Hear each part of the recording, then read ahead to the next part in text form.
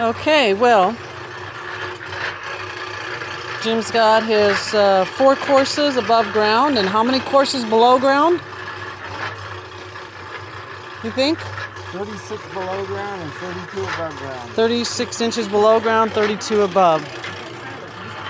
And right now he's filling in all the cells where all the rebar is, and putting in some things for posts if we should decide to cover this. You make a carport. And what was I just gonna? Oh, it still has the caps there that have to go on the top. Little rickety mixer.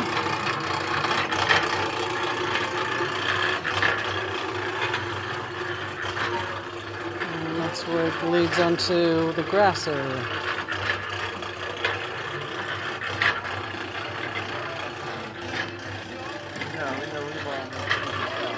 What?